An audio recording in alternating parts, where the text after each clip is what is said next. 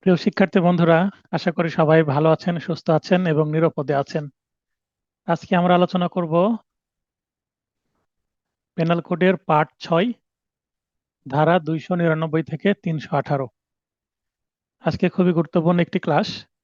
এখান থেকে এমসিকিউ প্রশ্ন আসার সম্ভাবনা অনেক, রিটেন প্রশ্ন আসারও সম্ভাবনা অনেক, এবং বাস্তবেও এটা আদালতে আপনাদের অনেক কাজে লাগবে। তো শুরু করা যাক। আজকে আমরা পড়ব ষোড়শ অধ্যায় অর্থাৎ 16 অধ্যায়, ধারা 299 থেকে 377 এই অধ্যায়ের আলোচনার বিষয়, কিন্তু আমরা 318 পর্যন্ত আজকে আলোচনা করব। এই অধ্যায়ের শিরোনাম হচ্ছে মানবদেহ সংক্রান্ত অপরাধ, offences affecting the human body, অর্থাৎ মানুষের যে শরীর, সেই শরীরের উপরে বা শরীরের বিরুদ্ধে অপরাধটা হয়ে থাকে, আর যেটা মানুষের শরীরকে ক্ষতিগ্রস্ত করে। ষোড়শ অধ্যায়ের ধারা 299 থেকে 311-তে যে প্রথম পার্ট আছে, সেখানে জীবন ক্ষুণ্ণকারী অপরাধ সমূহ, জীবন ক্ষুণ্ণকারী বলতে এখানে মানে জীবন হারিয়ে যাবে, মানে হত্যা সংঘটিত হবে। 299 থেকে 311 এই সেকশনগুলোতে মানুষের জীবন ক্ষুণ্ণ হয়, অর্থাৎ মানুষ মারা যায়, এই ধরনের অপরাধ সংঘটিত হয়।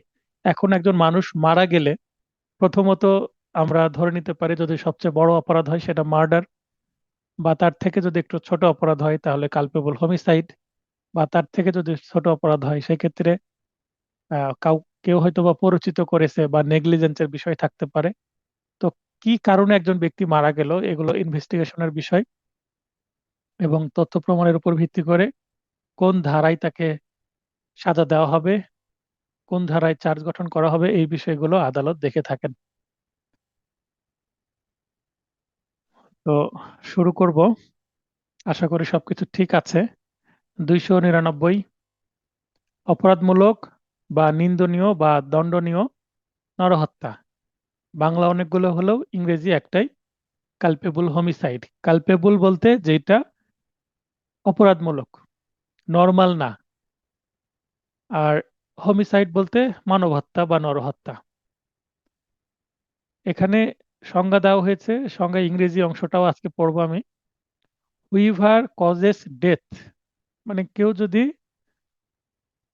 কারো হত্যার কারণ হয়, মানে মৃত্যুর কারণ হয়, বাই ডুইং অ্যান অ্যাক্ট, মানে কোনো কাজ করে, উইথ দা, কিসের মাধ্যমে, এই যে এই আন্ডারলাইন করা অংশটুকু গুরুত্বপূর্ণ, ইন্টেনশন অফ কজিং ডেথ, মানে কেউ যদি কোনো ব্যক্তির মৃত্যু ঘটায় এবং মৃত্যু ঘটানোর উদ্দেশ্য নিয়ে বা ইন্টেনশন নিয়ে বা অভিপ্রায় নিয়ে বা ইচ্ছা নিয়ে, অথবা or with the intention of causing such bodily injury.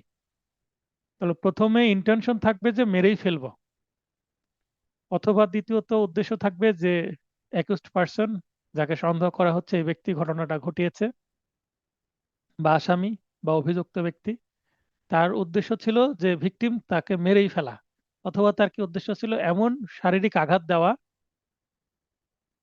As is likely to cause death, যে তার মেরে ফেলার উদ্দেশ্য নাই, কিন্তু এমন শারীরিক আঘাত দেওয়ার উদ্দেশ্য ছিল যে আঘাতে মানুষ মারা যেতে পারে।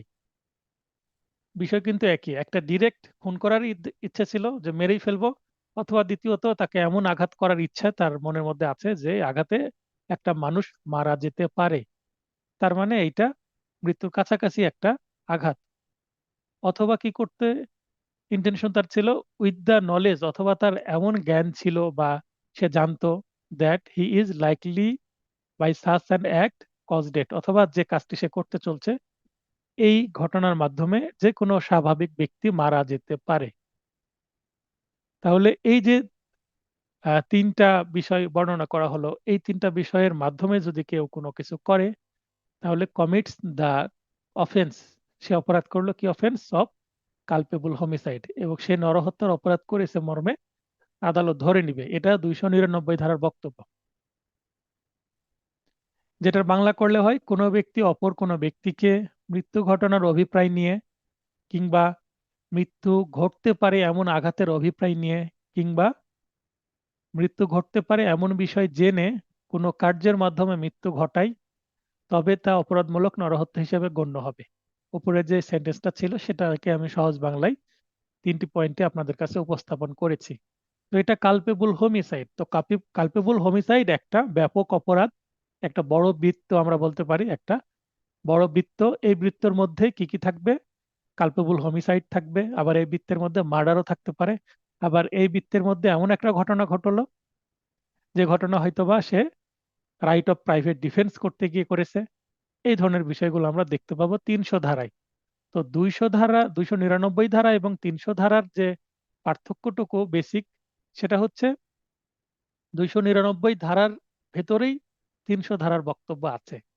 তার মানে 299 ধারার 300 ধারা আলাদা কিছু নয়। আমরা যদি বলি যে 299 ধারার একটা উপধারা হচ্ছে 300 ধারা, এভাবে বললেও কিন্তু বিষয়টা বুঝতে সুবিধা হবে। কারণ যখনই 299 এবং 300 ধারাকে একেবারে আলাদা ধারা মনে করব আমরা, তখনই সমস্যাটা তৈরি হয়, জটিলতা এখানেই তৈরি হয়।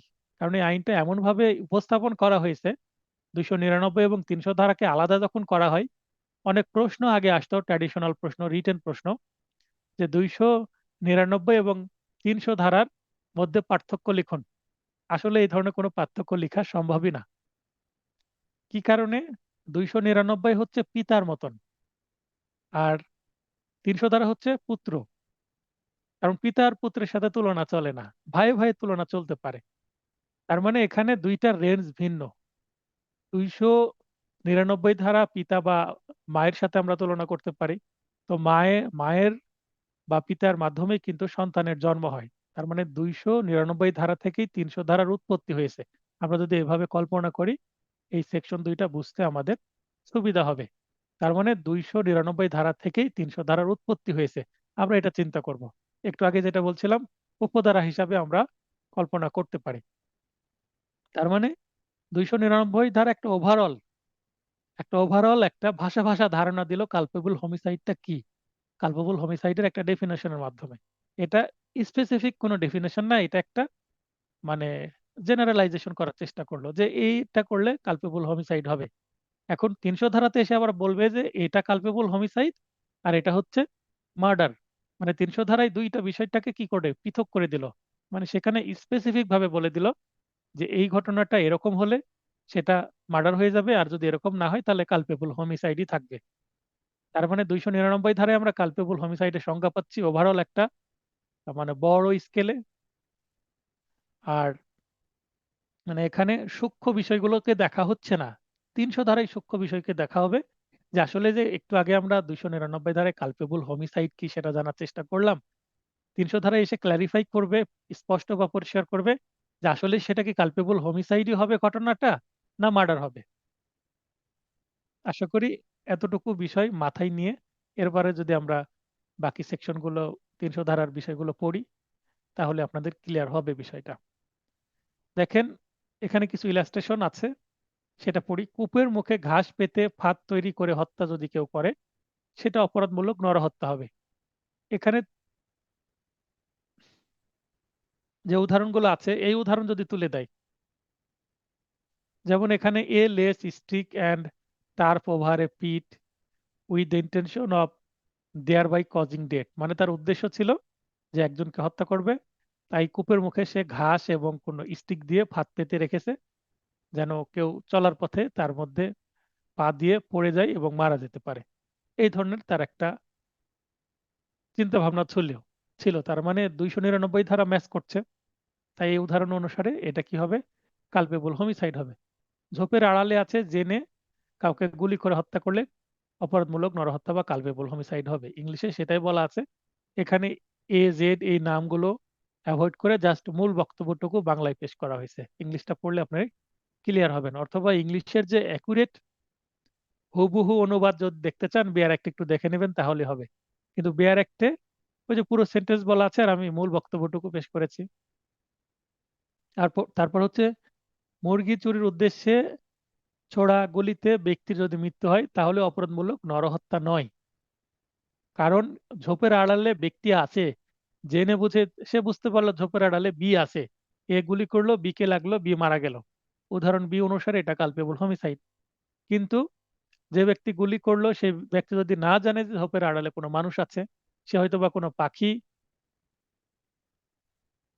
হত্যার উদ্দেশ্যে বা পাখি শিকারের উদ্দেশ্যে গুলি করলো, বা কোনো হরিণ শিকারের উদ্দেশ্যে গুলি করলো, বা কোনো বন্য প্রাণী শিকারের উদ্দেশ্যে গুলি করলো।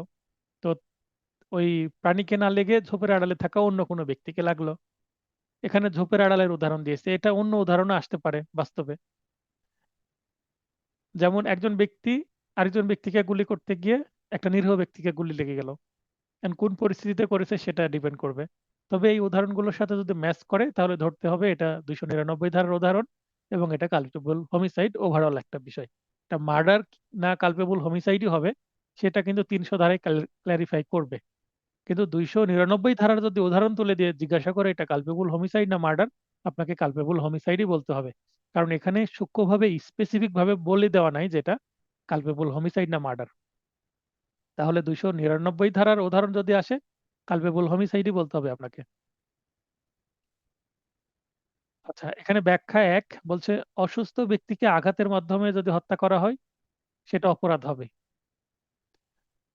ব্যাখ্যা ২, আঘাতের মাধ্যমে হত্যা যদিও যথাযথ চিকিৎসায় বেঁচে যেত তবুও অপরাধ হবে। মানে আমি এমন একটা আঘাত করলাম, একটা সামান্য আঘাত, আঘাতের পর আমি তাকে ওখানে রেখে পালিয়ে চলে গেলাম, যথেষ্ট সময় মতন তার চিকিৎসা করা হলো না, একটু দেরিতে হয়তো বা হাসপাতালে নিয়ে গেছে, তার হয়তো বা অতিরিক্ত রক্তক্ষরণ হয়েছে, এই ব্লিডিং এর কারণে সে মারা গেছে, রক্তশূন্যতার কারণে তাকে আর রিকভারি করা গেল না।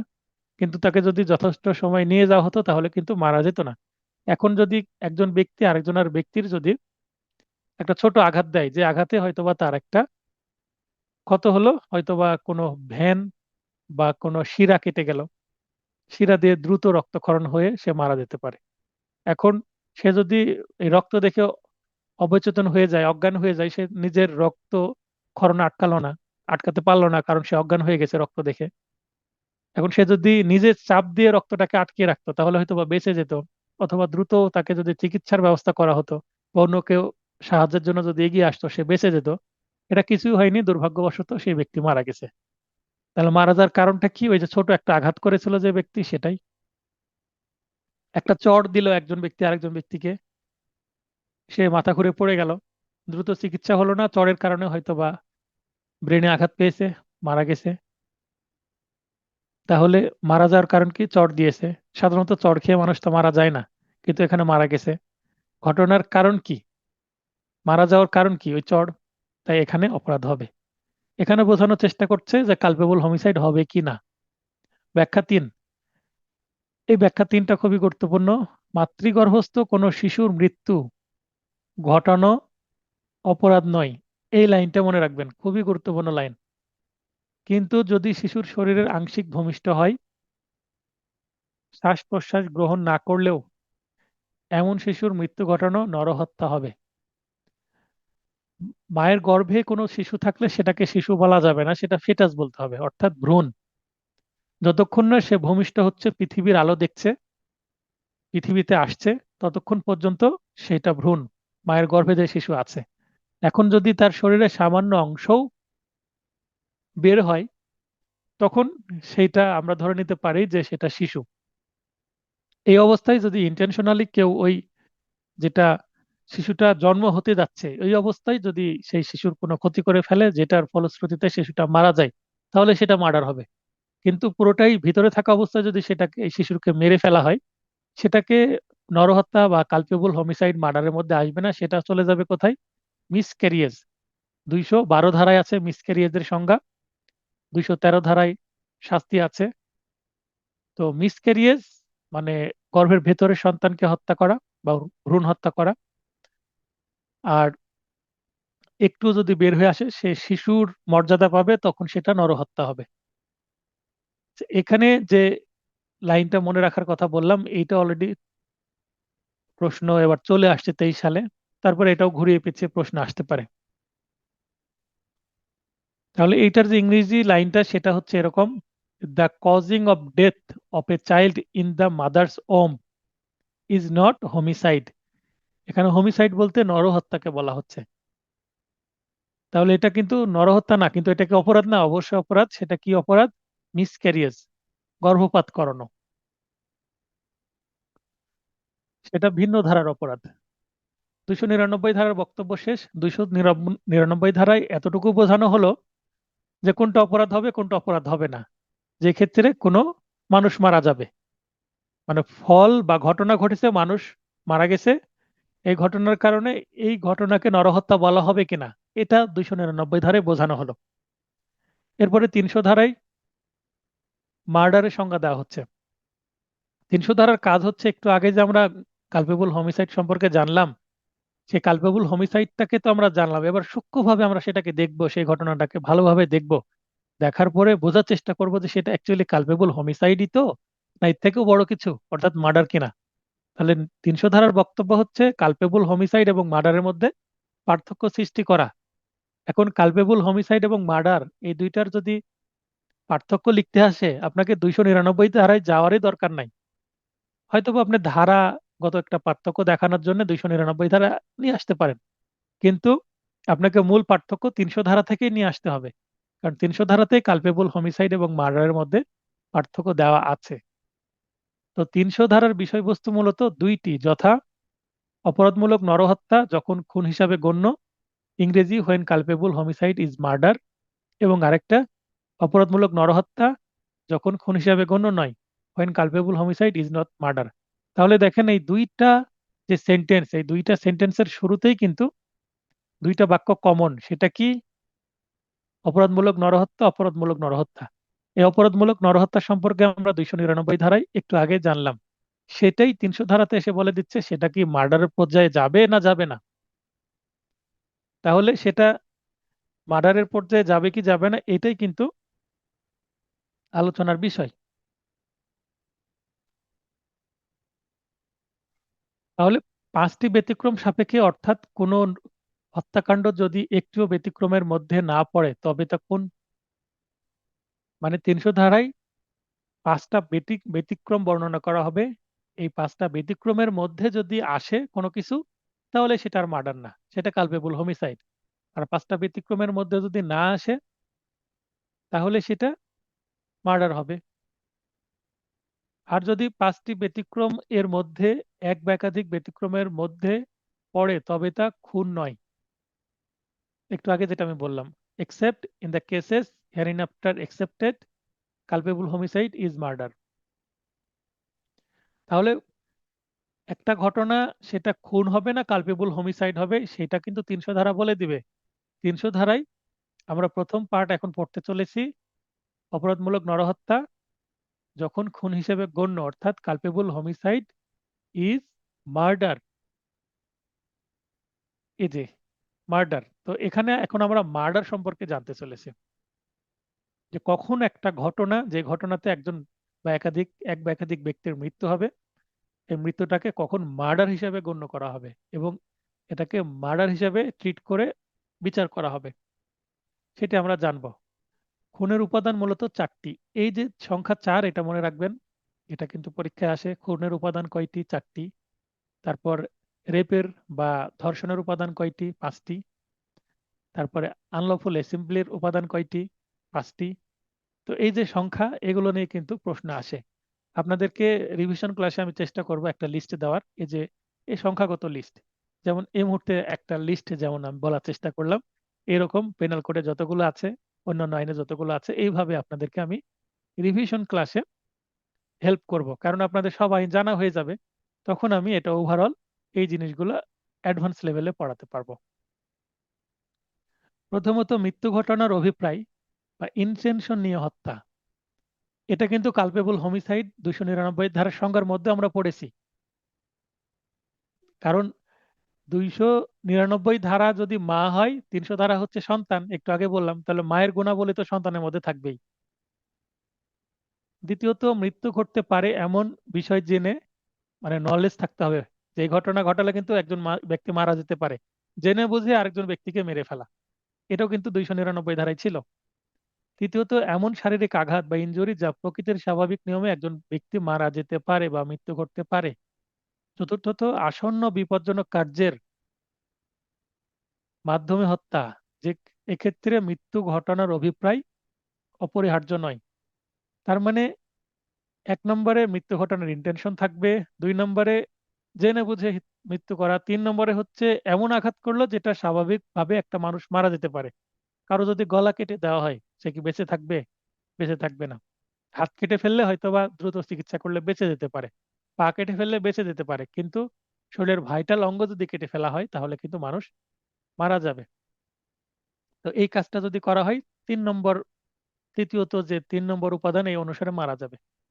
তার মানে এটাও কি হবে? মার্ডার হবে। চতুর্থত আসন্ন বিপজ্জনক কার্যের অর্থাৎ ইমিনেন্টলি ডেঞ্জারাস অ্যাক্ট। কাউকে যদি মাথা বরাবর গুলি করে তার মগজের মধ্যে একটা বুলেট ঢুকিয়ে দেওয়া হয় তাহলে মানুষ বেঁচে থাকবে? বা তার আশেপাশে যদি একটা গ্রেনেড বা একটা বোমা হামলা করা হয় তাহলে বোমার আঘাতে মানুষ তো মারা যেতে পারে। অথবা ১০ তলায় নিয়ে যেয়ে ছাদ থেকে কাউকে যদি ফেলে দেওয়া হয় এটা খুবই বিপজ্জনক কাজ না? এই কাজগুলো করলে মানুষ অবশ্যই মারা যাবে। অথবা কোনো বিপজ্জনক যদি ঔষধ বা ড্রাগ ওভারডোজ বা কোনো যদি পয়জন, যেটা খুবই মারাত্মক পয়জন, তাকে যদি খাইয়ে দেওয়া হয় এটা বিপজ্জনক কাজ না? বিষক্রিয়ায় মারা যাবে। অথবা একটা খুবই বিষধর সাপ তার যদি ঘরের মধ্যে প্রবেশ করিয়ে দেওয়া হয় এটা বিপজ্জনক কাজ না? কারণ বিষধর সাপের ছোবলে মারা যেতে পারে। তো এগুলো কাজ করলেও এখানে আমি বিষধর সাপ তার কি দিলাম? ঘরের মধ্যে দিলাম। কিন্তু তাকে মেরে ফেলার উদ্দেশ্য না। উদ্দেশ্য আমার ছিল না। জাস্ট তাকে আঘাত করবে। এটা বললে কিন্তু যে আসামি সে বেঁচে যাবে না। কারণ তুমি কাজই এমন করেছো যেটা অন্য মানুষের মৃত্যু ঘটাতে পারে। খুবই বিপজ্জনক কাজ করেছো। এখন তুমি যদি বলো যে এই কাজ করলে মানুষ মারা যাবে কিনা আমি জানতাম না। তাহলে কিন্তু হবে না। যতক্ষণ না এটা প্রমাণ হচ্ছে যে ওই ব্যক্তি কি মানসিক ভারসাম্যহীন। যদি পাগল ব্যক্তি এ কাজ করে তাহলে তো সে ছাড় পেয়ে যাবে। কারণ আমরা জেনারেল এক্সেপশনস এর মধ্যে পেয়েছি যে কোনো উন্মাদের কাজ অপরাধ না। সেটা ভিন্ন জিনিস। কিন্তু এই কাজগুলো যদি স্বাভাবিক ব্যক্তি মানে মানসিক ভারসাম্যহীন না, মানে মাথা ঠিক আছে, এরকম ব্যক্তি যদি করে তাহলে তো অবশ্যই সেটা কি হবে? অপরাধ হবে। তাহলে খুন হতে পারে এইরকম উদাহরণ যদি আমি দিই, তাহলে উদাহরণ আছে হত্যা করার উদ্দেশ্যে অর্থাৎ অভিপ্রায় নিয়ে গুলি করে হত্যা করলে খুন হবে। বিআর অ্যাক্টে দেখেন এই উদাহরণটাকে একটু বিস্তারিত বলা আছে। ক, খকে মেরে ফেলার উদ্দেশ্যে বা হত্যার উদ্দেশ্য নিয়ে বা অভিপ্রায় নিয়ে গুলি করলো এবং তার শরীরে লেগে সে মারা গেল, এটা খুন হবে। এইভাবে দেখেন বিস্তারিত সেন্টেন্স দেওয়া আছে। তা আমার উদ্দেশ্য কি, নোটটা যেহেতু আমি সংক্ষিপ্তভাবে লিখেছি, মূল বক্তব্য আপনার মাথায় প্রবেশ করে দেওয়া। এখন আপনি প্রয়োজনে ক্লাস শেষে বেয়ার অ্যাক্ট বের করবেন। বেয়ার অ্যাক্ট বের করে এখানে ক যে উদাহরণ দেওয়া আছে এই উদাহরণটা কি আছে আপনি দেখে নেবেন, ইংলিশ প্লাস বাংলা বোথ। দেখবেন যে সেটা পড়তে আপনার সময় বেশি লাগছে এবং সেটা পড়লে আপনি একটা উদাহরণ জানতে পারলেন। উদাহরণের মূল বক্তব্যটা বোঝারও আপনাকে চেষ্টা করতে হবে তখন। এখন ক যে উদাহরণ হুবহু আমি উদাহরণ দিয়ে দিলে আপনাকে একটা উদাহরণ শেখানো হলো। কিন্তু মূল বক্তব্য দিলে কি হবে, আপনি এখান থেকে আরো 10টা উদাহরণ নিজেই তৈরি করতে পারবেন। অর্থাৎ হুবহু উদাহরণ দিয়ে যদি এমসিকিউ প্রশ্ন না আসে, একটু চেঞ্জ করে দেয়, তখন আপনি পারবেন। কারণ মূল বক্তব্য আপনার মাথায় আমি প্রবেশ করানোর চেষ্টা করছি। যে কেউ যদি হত্যার উদ্দেশ্য করে গুলি করে হত্যা করে সেটা অবশ্যই খুন হবে। কারণ গুলি করলে যে একটা মানুষ মারা যাবে এটা তো সবাই জানে। এখন এখানে যদি আবার রাইট অফ প্রাইভেট ডিফেন্স থাকে সেটা তো ভিন্ন জিনিস। সেটা তো আমরা আগেই পড়ে ফেলেছি। কিন্তু যদি প্রাইভেট ডিফেন্সের কোনো জায়গা না থাকে তাহলে সেটা অবশ্যই মার্ডার হবে বা খুন হবে। এটা মার্ডারকে বাংলায় খুন বলে আমি উপস্থাপন করছি। মৃত্যু ঘটতে পারে এমন বিষয় জেনে কোনো অসুস্থ ব্যক্তিকে আঘাত করে যদি হত্যা করে সে হত্যাটা খুন হয়ে যাবে। মনে করেন যে একজন ব্যক্তির হার্টে কি বসানো আছে, রিং বসানো আছে বা ভালভ নষ্ট, কোনো মেজর তার অপারেশন হয়েছে হার্টের কিছুদিন আগে বা অনেক দিন আগেই হয়েছে, তার হার্ট দুর্বল, তার হার্টে হয়তো বা প্রেস মেকার বসানো আছে, এইগুলো বিষয় জানলো, জেনে সে তার বুকে যদি বাম পাশে আঘাত করা হয় তাহলে হার্ট অ্যাটাক করে মারা যেতে পারে। তো একটা সাধারণ একটা হয়তো বা ধাক্কা মারলো এবং বুকে একটা চাপ লাগলো, তার এই চাপ লাগার কারণে প্রেস মেকার নষ্ট হয়ে সে মারা গেল, এটাও খুন হবে। যদি যে ব্যক্তি আঘাত করলো সে যদি জানে যে হ্যাঁ এই ব্যক্তির বুকে প্রেস মেকার বা রিং বসানো আছে, এই আঘাতে এই ব্যক্তি মারা যেতে পারে, তাহলে নিশ্চয়ই তার বুকে আঘাত করার উদ্দেশ্য কি তাকে মেরে ফেলা। কারণ জানে ধাক্কা দিলেই সে মারা যাবে, তার হৃদয় দুর্বল। তবে অসুস্থতার বিষয় না জেনে আঘাত করলে সেটা খুন হবে না। সেটা কি কালপেবল হোমিসাইড হবে কিনা সেটা আমরা জানবো ব্যতিক্রমগুলো পড়ার সময়। তাহলে এখানে বলে দিচ্ছে যে ব্যক্তিকে আঘাত করা হলো তার শরীরে যে অসুস্থতা আছে সেটা জানতো না যে আঘাতকারী সে। তাহলে তো সে মৃত্যু বা খুনের দায় তার উপরে আসে না। কিন্তু সেটা খুন না হলেও অন্য অপরাধ হতে পারে। মেবি কালপেবল হোমিসাইড বা অন্য কিছু, বা নেগলিজেন্স বা অন্য কিছু। সেটা ঘটনা বলে দিবে যে কি দিয়ে আঘাত করেছে, হাত দিয়ে আঘাত করেছে, শার্প উইপন দিয়ে আঘাত করেছে, বাঁশের লাঠি দিয়ে আঘাত করেছে, না মোটরসাইকেল দিয়ে অ্যাক্সিডেন্ট করেছে, না ট্রাক তুলে দিয়েছে গায়ের উপরে। ঘটনা বলে দিবে যে আসলে কোন ধারায় অপরাধ করেছে। গ নম্বর, উদ্দেশ্যমূলকভাবে তরবারি বা লাঠি দ্বারা আঘাত করে হত্যা করা। তো তরবারির প্রশ্ন কেন আসছে এখানে? তরবারি আগে ব্যবহার হতো। এটা 1960 সালে 1860 সালের আইন পড়ছি আমরা, অনেক আগের। ওই সময় তরবারি ছিল। তো যেহেতু যুদ্ধ হতো তরবারি দিয়ে, মানুষের বাসাতে তরবারি থাকতো, এখন ব্যবহার হয়তো বা কমে গেছে। তরবারি দিয়ে যদি কাউকে আঘাত করা হয়, তরবারি একটা খুবই শার্প উইপন, তাহলে মানুষ কেটে মারা যেতে পারে। আর গলায় লাগলে তো গলা কেটে পড়ে যাবে। তো এটা বড় একটা বিষয়। এবং লাঠি দ্বারা যদি আঘাত করে, লাঠি দিয়ে যদি মাথার উপরে আঘাত করা হয়, লাঠিটা কিসে? বাঁশের লাঠি তো বলেনি, লোহার রডও হতে পারে, হকি স্টিক হতে পারে। তো এটা দিয়ে যদি কারো শরীরে একাধিকবার মাথায় আঘাত করা হয়, ব্রেনে আঘাত লাগলে মানুষ মারা যেতে পারে, বুকে আঘাত করলে মারা যেতে পারে, বা প্রাইভেট পার্ট সেখানে যদি আঘাত লাগে মারা যেতে পারে। লাঠি দ্বারা আঘাত করেও পিটিয়েও মানুষকে মেরে ফেলা অসম্ভব কিছু না। তো এটা করলে অবশ্যই সেটা কি হবে? খুন হবে। উদ্দেশ্যমূলকভাবে শব্দটা থাকতে হবে, মানে ইন্টেনশনালি, কোনো অজুহাত ছাড়াই জনতার উপর গলাবর্ষণ করে হত্যা, এটাও কিন্তু খুন হবে। এখন গোলা বলতে আগে যেটা ক্যানিয়ন বলা হয়, যেটার মাধ্যমে আপনার যুদ্ধ করা হতো, তখন এটাকেও যদি কোনো উদ্দেশ্য ছাড়াই, যে আমার এমনিতেই আমি সেটা খেলনার মতো করে ব্যবহার করলাম, তো সেটা যে মানুষকে মেরে ফেলবে, 10 জন মারা গেল, সেটা আমার জানা ছিল না, এটা বললে হবে না। কারণ গোলা এটা খুবই বিপজ্জনক একটা বিষয়। মানে 4 নম্বর যে চতুর্থত যে পয়েন্ট, সেই পয়েন্টের উদাহরণ এটা। এখানে 4টা উপাদানে 4টা এখানে উদাহরণ দেওয়া আছে। উদাহরণটা মূল বক্তব্য পেশ করেছি। আপনাদের ভালো হবে যদি বেয়ারেক থেকে অ্যাকচুয়াল উদাহরণগুলো দেখে নেন এবং মূল বক্তব্যের সাথে মিলিয়ে নেন। তাহলে আপনাদের এটা আত্মস্থ হবে। উদাহরণ হুবহু আসলে তো উত্তর করতেই পারবেন, যদি পরিবর্তন করে আসে তাহলেও আপনি উত্তর করতে পারবেন। তাহলে এই যে এই মুহূর্তে যে 4টি উদাহরণ আমি পড়লাম, এখান থেকে উদাহরণ আসলে তাহলে এটা কি হবে? খুন হবে বা মার্ডার হবে। আর উপরের থেকে 299 ধারার উদাহরণ আসলে সেটা কালপেবল হোমিসাইড হবে। এরপরে আমরা পড়ব অপরাধমূলক নরহত্যা যখন খুন হিসেবে গণ্য নয়, when culpable homicide is not murder। তার মানে এটার এবার কি হচ্ছে না? মার্ডার হচ্ছে না, কালপেবল হোমিসাইডই থেকে যাচ্ছে। কোনো হত্যাকাণ্ড যদি 5টি ব্যতিক্রমের মধ্যে এক বা একাধিক ব্যতিক্রমের মধ্যে পড়ে, তবে তা খুন নয়। তার মানে একটা মৃত্যুর ঘটনা যদি ইনভেস্টিগেশন করা হয়, দেখা হয়, তখন দেখতে হবে যে এই 5টা যে ব্যতিক্রম আছে 300 ধারায়, এই ব্যতিক্রমের মধ্যে যাচ্ছে কিনা ঘটনাটা। যদি যায় তাহলে সেটা কালপেবল হোমিসাইড। আর যদি না যায়, এবং একটু আগে যে 4টা আমরা উপাদান দেখলাম মার্ডারের, এই 4টা উপাদানের সাথে যদি ম্যাচ করে যায় তাহলে এটা মার্ডার। আর ব্যতিক্রমের মধ্যে গেলে সেটা কালপেবল হোমিসাইড। যদি ব্যতিক্রমের মধ্যে না যায় এবং 4টা উপাদানের মধ্যেও না যায়, তাহলে এটা কালপেবল হোমিসাইডও হবে না, মার্ডারও হবে না। কি হবে? অন্য কিছু হতে পারে। যেমন যদি নেগলিজেন্সের মাধ্যমে হত্যা হতে পারে, বা এটা 100 ধারার যে প্রাইভেট ডিফেন্সের জন্য হত্যা হতে পারে, বা 103 ধারার সেটা সম্পত্তি রক্ষার জন্য কাউকে মেরে ফেলতে পারে, সেটাও হতে পারে। তো ঘটনা বলে দিবে আসলে এটা কালপেবল হোমিসাইড না মার্ডার। তো আমরা দেখব এবার 5টা ব্যতিক্রম, যে ব্যতিক্রম কেউ প্রমাণ করতে পারলে তার খুনের সাজা না হলেও কালপেবল হোমিসাইডের সাজা সে এড়াতে পারবে না, মানে সাজা কিছুটা হলেও কমবে। ব্যতিক্রম 1, গুরুতর ও আকস্মিক উত্তেজনা। আচ্ছা, একজন আরেকজনকে মেরে ফেললো ঠিকই, কিন্তু মেরে ফেলার পেছনে কারণটা কি? এই ঘটনাটা ঘটলো কেন? সেটা হচ্ছে গুরুতর ও আকস্মিক উত্তেজনা, গ্র্যাব অ্যান্ড সাডেন প্রভোকেশন।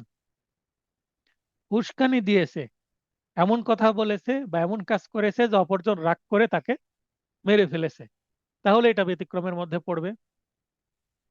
ফলে উত্তেজিত উত্তেজনা প্রদানকারীকে বা ভুলক্রমে অন্য ব্যক্তিকে হত্যা যদি করা হয় সেটা খুন নয়, শুধু অপরাধমূলক নরহত্যা হবে। তাহলে আমরা এই পয়েন্ট থেকে একটা জিনিস বুঝলাম যে কোল্ড ব্লাডেড যদি কোনো হত্যাকাণ্ড হয় তাহলে সেটা মার্ডার হবে, মানে কোল্ড ব্লাডেড মার্ডার, এই শব্দটা আপনারা সিনেমাতে শুনে থাকবেন।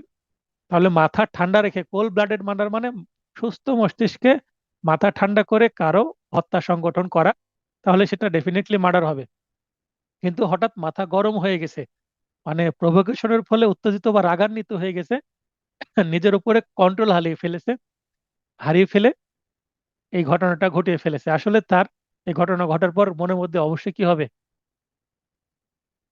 একটা অনুশোচনা তৈরি হবে যে আমি এই কাজটা কেন করে ফেললাম। কারণ তার উদ্দেশ্য ছিল না ওই ব্যক্তিকে মেরে ফেলার, কিন্তু তার কন্ট্রোল হারিয়ে এই কাজটি করে ফেলেছে। কারণ মানুষ রাগ হয়ে গেলে রাগের মাথায় কি না কি করে ফেলে। তবে শর্ত যে, এখানে আবার আরেকটা ঝামেলা আছে কি, এর মধ্যে শর্ত দিয়ে দিয়েছে তিনটা, যে এই যে উত্তেজনা, এই উত্তেজনাটার মাধ্যমে কাউকে যদি হত্যা করেও ফেলে সেটা কালপেবল হোমিসাইড, অর্থাৎ 1 নম্বর ব্যতিক্রমের সুবিধা নিতে হলে এই তিনটা শর্তকে আবার বিবেচনায় নিতে হবে। মানে এই 1 নম্বর ব্যতিক্রম খুবই দুর্বল একটা ব্যতিক্রম, একটা দুর্বল অজুহাত। যে অজুহাতের আবার তিনটা কি আছে, শর্ত আছে। কি তিনটা শর্ত? প্রথমত, নিজেই নিজেকে আকস্মিক উত্তেজনা প্রদান করা যাবে না। অর্থাৎ যে এই যে খুন, যে হত্যাটা করলো, সে অন্যের দ্বারা প্রভাবিত হয়নি বা রাগান্বিত হয়নি, নিজে নিজেকে রাগান্বিত করেছে। এমন একটা সিচুয়েশন তৈরি করেছে যে নিজেই নিজের রাগের ফল, মানে সে নিজে একটা স্টেপ নিয়েছে যেই কারণে তার নিজের মধ্যে রাগটা চলে আসছে। এই রাগটা হওয়ার জন্য সে ড্রাগ নিতে পারে, কোনো মাদকদ্রব্য নিতে পারে, অথবা সে এমন একটা খাবার খেয়েছে, এই খাবারে তার এমন একটা সিমটম তৈরি হয় যে সে রেগে যেতে পারে, মাথা গরম হয়ে যেতে পারে, উত্তেজিত হয়ে যেতে পারে। দ্বিতীয়ত, আকস্মিক উত্তেজনাটি কোনো আইনানুগ কাজের মাধ্যমে হবে না। পুলিশ অ্যারেস্ট করতে আসলো, রেগে পুলিশকে হত্যা করলো, পুলিশ তো তার কাজই করবে, আইনানুগ কাজই করবে। তো পুলিশ অ্যারেস্ট করতে আসলে পুলিশকে হত্যা করা যাবে না, পুলিশ অ্যারেস্ট করতে আসলে রেগে যাওয়া যাবে না, ওই রাগটা কি কাজে আসবে না। তৃতীয়ত, আকস্মিক উত্তেজনাটি আত্মরক্ষার মাধ্যমে হবে না। তার মানে মনে করেন যে, এখানে যদি আমি উদাহরণ দিই, এই লাল কলম এ হচ্ছে অপরাধী, আর নীল কলম এ হচ্ছে সাধারণ ব্যক্তি। এখন এই লাল কলম এই নীলকে আগে কি করলো, ডিস্টার্ব করলো। এবার নীল নীল তাকে প্রতিরোধ করার চেষ্টা করলো, অথবা লাল নীলকে একটা ঘুষি মারতে গেছে। নীল এবার, এত যেটা আলোচনা করছিলাম ব্যতিক্রম একের শর্তগুলো, তৃতীয় শর্তের যে উদাহরণটি দিচ্ছিলাম, দুইটা কলম দিয়ে, একটা লাল কলম এবং একটি নীল কলম। তো লাল কলম হচ্ছে অপরাধী, খারাপ ব্যক্তি, আর নীল কলম হচ্ছে ভালো ব্যক্তি ধরে নিই, বা ভিকটিম। এখন লাল কলম, এই লাল ইনি নীলকে প্রথমে ঘুষি মেরেছেন, ঘুষি মারতে গেছে, তখন নীল আবার আত্মরক্ষার্থে এই ঘুষিটা আটকানোর চেষ্টা করেছে। হয়তোবা নীল এই লালকে ধাক্কা দিয়ে পিছনে ঠেলে দিয়েছে। সিচুয়েশন বোঝার চেষ্টা করেন।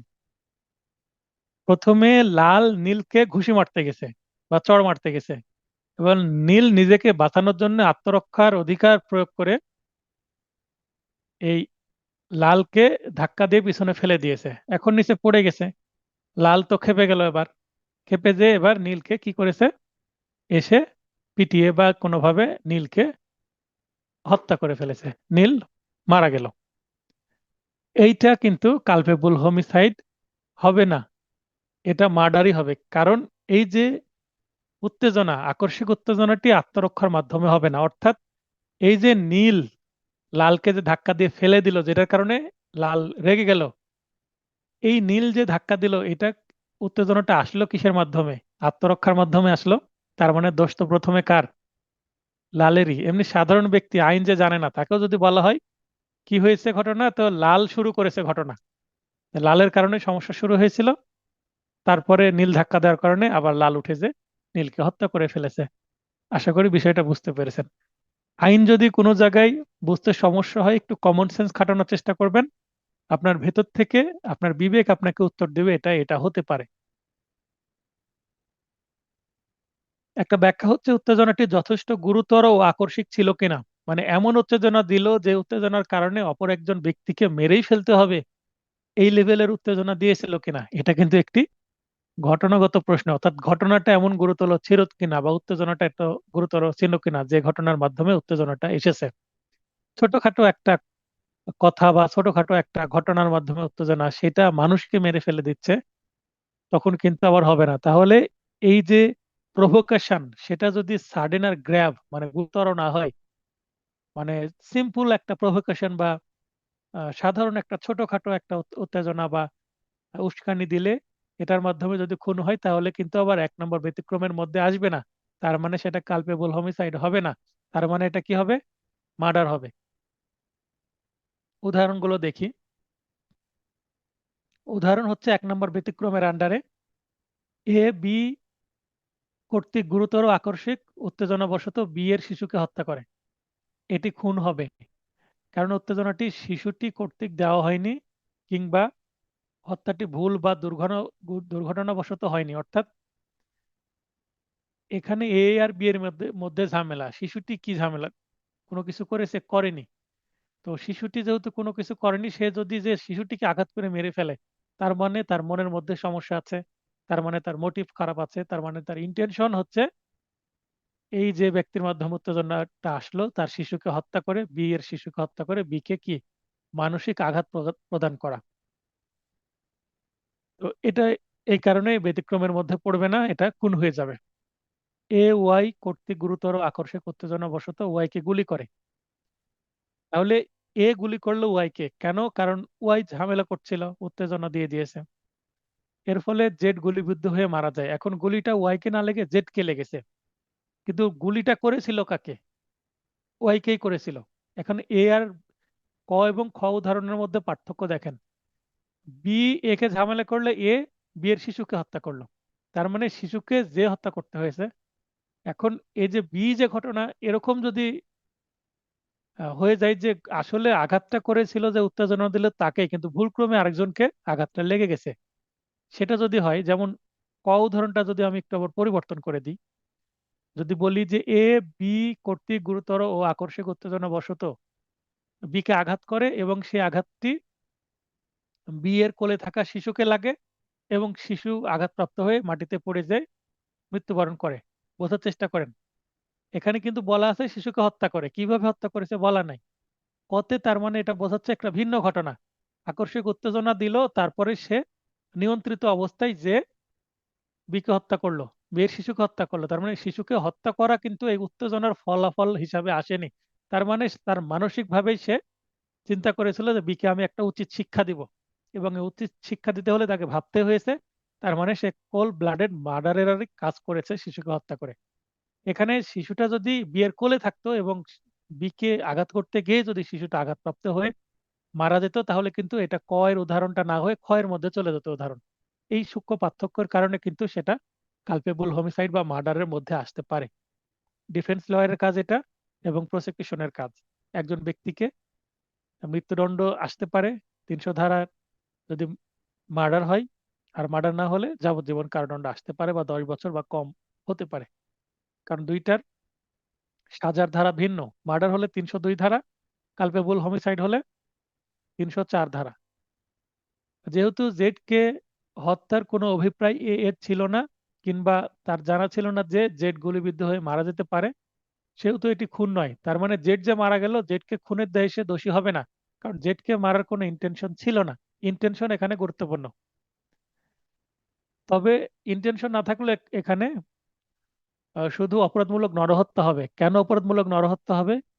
কারণ 299 ধারা আমরা কি পড়েছিলাম, এমন একটা আমি বিপজ্জনক কাজ করলাম, এটার কারণে একটা মানুষ মারা যেতে পারে, গুলি করে দিয়েছি। গুলি করা কি বিপজ্জনক কাজ না? 299 ধারার উদাহরণের মধ্যে দেখেন আছে, গুলি করলে তো একটা মানুষ মারা যেতে পারে, তাই এটা বিপজ্জনক কাজ। এটাই কি কারণে হবে এটা? এটা অবশ্যই কালপেবল হোমিসাইড হবে। তবে যদি ওয়াই মারা যেত, যদি ওয়াই মারা যেত তবুও এটা কালপেবল হোমিসাইড হতো, কারণ এখানে উত্তেজনার কথা উল্লেখ করা আছে। যে ডাইনামিক উপায়ে এ কে গ্রেপ্তার করার ফলে উত্তেজিত হয়ে সে জেডকে হত্যা করে, মানে পুলিশ বা কোনো ব্যক্তি যে একজনকে অ্যারেস্ট করার জন্য নির্দেশিত হয়েছে, তার মানে তার কাছে ওয়ারেন্ট আছে, অথবা অপরাধ করেছে, পুলিশ ধরতে আসছে। সিআরপিসি 54 ধারায় 9 প্রকারের ব্যক্তিকে ধরা যায় ওয়ারেন্ট ছাড়া। তো যেটাই হোক, ওয়ারেন্ট অথবা ওয়ারেন্ট ছাড়াই অ্যারেস্ট করতে আসছে। এখন যে অ্যারেস্ট যাকে করতে আসছে সে বড় ধরনের একজন হয়তোবা মানুষ, তা সে অ্যারেস্ট হবে, তার আত্মসম্মানের বিষয়, আমাকে অ্যারেস্ট করা যাবে না, হয়তোবা খুব গুরুত্বপূর্ণ দাদা টাইপের ব্যক্তি, নেতা টাইপের ব্যক্তি। তো সে পুলিশকে আবার গণেই না, তো পুলিশকে হত্যা করে দিয়েছে। তো এটা কি হবে? খুন হবে। কারণ এই যে অ্যারেস্ট করতে আসলো, রেগে গেল ব্যক্তিটা, এই রেগে গেলে হবে না, কারণ সেটা আইনানুগ কাজ করতেই তো আসছে। এটা এক আহ, ব্যতিক্রম একের যে শর্ত তিনটা, 2 নম্বর, উত্তেজনাটি কোনো আইনানুগ কাজের মাধ্যমে হবে না। পুলিশ অ্যারেস্ট করতে আসছে, তাকে আমি মেরে ফেললাম, এই এটা ব্যতিক্রমের মধ্যে আসবে না, কারণ ব্যতিক্রমের এটা একটা শর্ত, ব্যতিক্রম থেকে এটা বের হয়ে যাবে, কেননা উত্তেজনাটি আইনানুগ কাজের মাধ্যমে প্রদত্ত হয়েছে। আশা করি ক্লিয়ার হলেন। ক, একজন সাক্ষী হিসেবে ম্যাজিস্ট্রেট খ এর সামনে উপস্থিত হয়। খ বলে যে তিনি ক এর সাক্ষ্যের এক সপ্তাহ বিশ্বাস করে না। ম্যাজিস্ট্রেট বলছে যে আপনি যে সাক্ষীগুলো বললেন, আমার তো একটা কিছু বিশ্বাস হলো না। আপনি শপথ বলে যাহা বলিব সত্য বলিব, সত্য বলে মিথ্যা বলিব না, কোনো কিছু গোপন করিব না, এভাবে শপথ পাঠ করলেন, শপথ পাঠ করেও আপনি মিথ্যা কথা বললেন। ম্যাজিস্ট্রেট সাক্ষীকে বলছে, সাক্ষী গেল ক্ষেপে, ইগোতে লেগে গেল, ম্যাজিস্ট্রেটকে মেরে দিল। কারণ ম্যাজিস্ট্রেটকে কিভাবে মারছে সেটা উল্লেখ নাই, তো ম্যাজিস্ট্রেটকে মেরে ফেলেছে। তাহলে এটা কি হবে? অবশ্যই খুন হবে, এটা ব্যতিক্রমের মধ্যে পড়বে না, কারণ এটাই আইনানুগ কাজের মাধ্যমে হয়েছে। ম্যাজিস্ট্রেট বিচারকের যে দায়িত্ব পালন করছেন সেটা তো আইনত ক্ষমতাপ্রাপ্ত হয়ে তো করছেন, তিনি সে চাকরি পেয়েছেন, তার সেই যোগ্যতা আছে, তিনি সেখানে বসেছেন এজলাসে, বিচারকের চেয়ারে বসে তিনি বিচার করছেন, এবং বিচারের একটা অংশ হিসেবে সে সাক্ষীকে বলছে আপনি তো মিথ্যা কথা বললেন। তো এইটা আইনানুগ কাজ। এই উত্তেজনাটা কেউ যদি হয়ে যায়, তো এই উত্তেজনার ফলে কাউকে মেরে ফেলে, সেটা কালপেবল হোমিসাইড না, কারণ ব্যতিক্রম একের মধ্যে পড়বে না। তাই এটি কি হবে? খুন হবে। ক, খয়ের নাক ধরে টানার চেষ্টা করে। একটু আগে আমরা এই যে লাল এবং নীল কালির কলমের যে উদাহরণ দিলাম, এটার সাথে এটার মিল আছে। ক কে উক্ত কাজ হতে বিরত থাকার জন্য খ আত্মরক্ষার অধিকার প্রয়োগ করে, পাকড়াও করে বা আটক করে। তার মানে একটু আগে আমি যে লাল এবং নীল কালির কলমের উদাহরণ দিলাম, এবার কি করেছে? এ লাল নীলের নাক ধরে টানার চেষ্টা করছে। এর আগে কি বললাম? ঘুষি দিয়েছিল, ধাক্কা দিয়ে ফেলে দিয়েছে। এবার নাক ধরে টানছে, তাই নীল ক্ষেপে, মানে নীল নিজেকে বাঁচানোর জন্য যেন টানতে না পারে, হয়তোবা একে এভাবে জাপটে ধরে আটকে রেখেছে, এবার দুই হাত দিয়ে হয়তোবা চেপে ধরেছে। এবার এ তো খেপে গেল, আমাকে কেন চেপে ধরলি বলে উঠে নীলকে মেরে ফেললো। তাহলে এটা কি হবে? খুন হবে, কারণ উত্তেজনাটা যে তৈরি হলো, উত্তেজনাটার সূচনা কে করেছে? কাজটা শুরু করেছে নীল। নীল না, মানে যে এই হত্যাকাণ্ডটা করলো লাল, সেই কিন্তু এই কাজটি শুরু করেছিল। এবং নীল যেটা করেছে সেটা তার আত্মরক্ষার্থে করেছে, যেন নাক ধরে না টানতে পারে। একটা কি একটা অদ্ভুত উদাহরণ। আচ্ছা, এরপরে জেড বি কে আঘাত করলো, ফলে বি ক্রোধে উদ্দীপ্ত হয়ে পড়লো। আগন্তুক এ উক্ত ক্রোধের সুবিধা নিয়ে জেডকে হত্যার উদ্দেশ্যে বি এর হাতে একটি ছোরা দিয়ে তাকে সহায়তা করলো। মনে করেন এর আগে যে উদাহরণ দিলাম, লাল নীলের মধ্যে ঝামেলা চলছে, হয়তোবা একজন আরেকজনকে আঘাত করেছে, এদের মধ্যে ঝামেলা চলছে, এখন মাঝখান থেকে আরেকজন মনে করেন ঢুকে গেছে। আরেকটা কলম নেই, অরেঞ্জ কালার কলম নিলাম, এই অরেঞ্জ কালার কলম মনে করেন এ। এখন এই দুজনের মধ্যে ঝগড়া হচ্ছে, এবার এ এটা লক্ষ্য করেছে, লক্ষ্য করে এর হাতে একটা ছোরা ছিল বা চাকু ছিল বা শার্প উইপন ছিল, এইটা নীলের হাতে এই লালের হাতে ধরাই দিয়েছে, ধরাই দিয়ে বলছে মেরেই ফেল। হয়তোবা কোনো রাফ ল্যাঙ্গুয়েজ ইউজ করেছে, যে এবার লালকে বলছে এটা দিয়ে নীলকে মেরে ফেল। এবার সেটা দিয়ে লাল নীলকে মেরে ফেললো। এখন এই অরেঞ্জ কালারের কলম বা এই এ যদি আগন্তুক যে ব্যক্তি, প্রথমে যে ছিল না, তৃতীয় যে ব্যক্তি যে আসলো এবং ছোরা দিল, এই ছোরার কারণেই কিন্তু এই হত্যাকাণ্ডটা হলো। তাহলে মূল এখানে কিন্তু হত্যার কারণ হিসাবে দোষী হবে কে? এই যে অরেঞ্জ। তার মানে এখানে এ ছোরাটি দিয়ে বি জেড কে হত্যা করলো। ছোরা যদি না আসতো বিয়ের হাতে, তাহলে কি হত্যাকাণ্ডটি হতো? হতো না। এক্ষেত্রে যদিও দুজনেই জেড কে হত্যায় অংশগ্রহণ করলো, তার মানে এই যে ব্যক্তিটা মারা গেল এটার জন্য দুইজনই দায়ী, এ বি দুইজনই দায়ী, তবুও তারা ভিন্ন দুইটি অপরাধের জন্য দায়ী হবে। এটা কিন্তু ধারা যে 38 আছে, 38-এর উদাহরণের সাথে অনেকটা ম্যাচ করে, তাই আমি উল্লেখ করে দিয়েছি ধারা 38। 38 ধারার বিষয়বস্তু হচ্ছে ঘটনা ঘটবে একটা, কিন্তু এই কাজে যারা অংশগ্রহণ করবে তাদের শাস্তি হবে ভিন্ন ভিন্ন। মানে 34 ধারার ব্যতিক্রম, 34 ধারা হলে সবার একই শাস্তি হয়, মানে পার্ট প্লে একই হওয়ার কারণে, ইন্টেনশন একই হওয়ার কারণে। 34 ধারার ইন্টেনশন, কমন ইন্টেনশন থাকার কারণে উভয়ের সাজা একই হয়, সকলের সাজা একই হয়। কিন্তু 38 ধারায় ইন্টেনশন থাকে ভিন্ন ভিন্ন, এই কারণেই সাজা হয় ভিন্ন ভিন্ন। এই ক্লাস শেষে 38 ধারা বা ক্লাস চলাকালীন 38 ধারার উদাহরণটা দেখে নিতে পারেন, পেনাল কোডেরই 38 ধারার কথা বলছি। আচ্ছা, বি দণ্ডনীয় নরহত্যা ও এ খুনের দায়ে দোষী হবে। তার মানে বি উত্তেজনাবশত যেহেতু খুন করে ফেলেছে, তার মানে 1 নম্বর যে ব্যতিক্রমের আওতায় বিয়ের কাজটা চলে আসছে, তার মানে এটা কালপেবল হোমিসাইড হবে বিয়ের জন্য। জেড কে মেরে ফেলার কারণে বি কালপেবল হোমিসাইড এর জন্য সাজা পাবে। কিন্তু এ, এই যে অরেঞ্জ কালারের যে কলম, সে যে ছুরিটা লালের হাতে ধরাই দিল, ছুরিটা ধরাই দেওয়ার উদ্দেশ্য কি জানো? এই ছুরি দিয়ে জেডকে মেরে ফেলে, নীলকে মেরে ফেলে।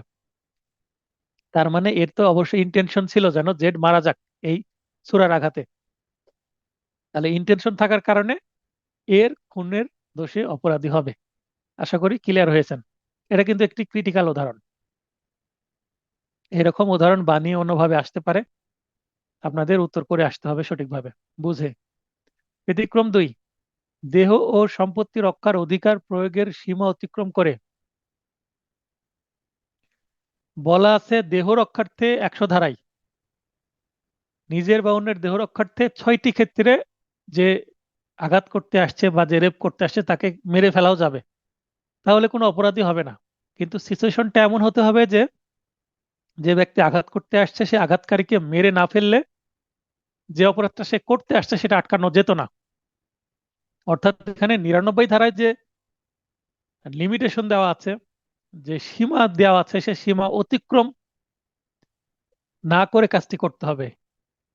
তার মানে এমন বিপজ্জনক ভাবে আঘাত করার চেষ্টা করছে যে আঘাতটাকে আটকানো একমাত্র উপায় হচ্ছে ওই ব্যক্তিকে মেরে ফেলা। 99 ধারা এই পারমিশন তখন দিবে যে সীমার ভিতরে থেকে হত্যা করতে হবে।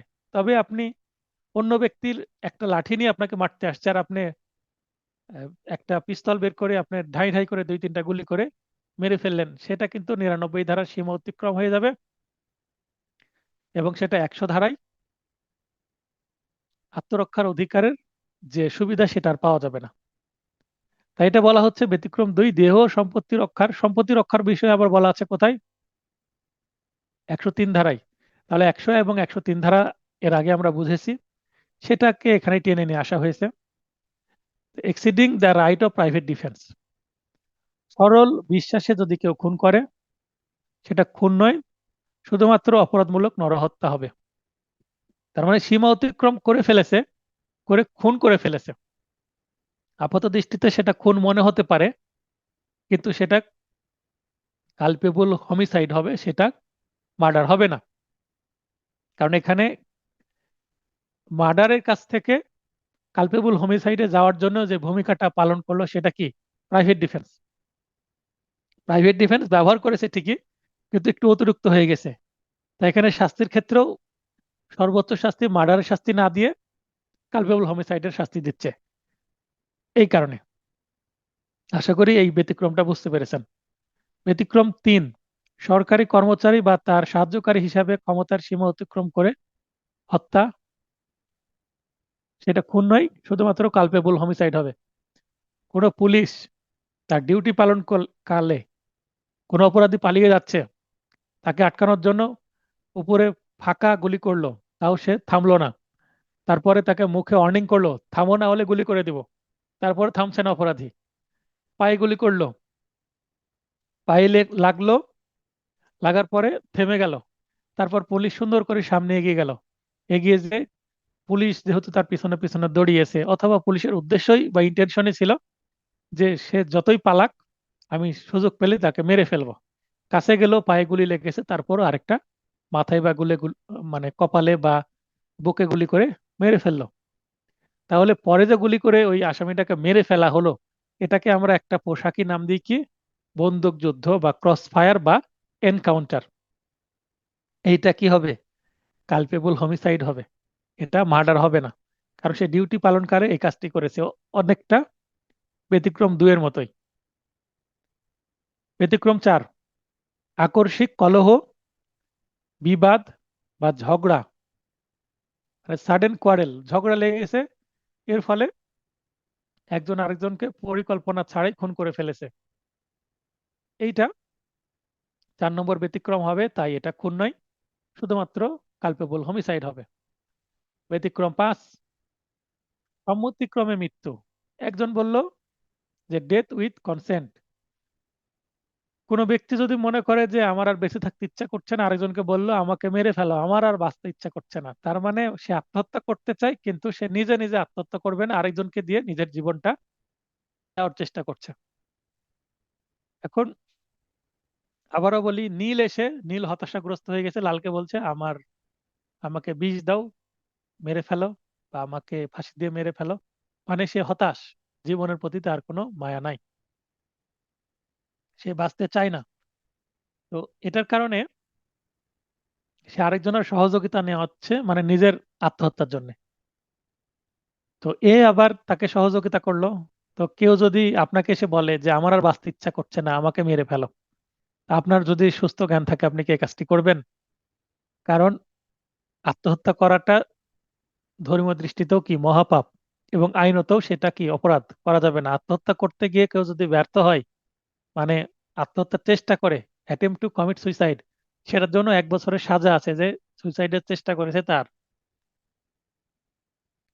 18 বছরের বেশি বয়স্ক ব্যক্তি মৃত্যুর ঝুঁকি নিলে বা স্বেচ্ছায় তার মৃত্যুতে সম্মতি দিলে সেটা খুন নয়, কিন্তু এই কাজটা তবুও করা যাবে না, কেননা সেটা কি হবে, শুধুমাত্র অপরাধমূলক নরহত্যা বা কালপেবল হোমিসাইড হবে। 18+ ব্যক্তি যদি বলে আমাকে মেরে ফেলো, আর কেউ যদি তাকে মেরে ফেলে,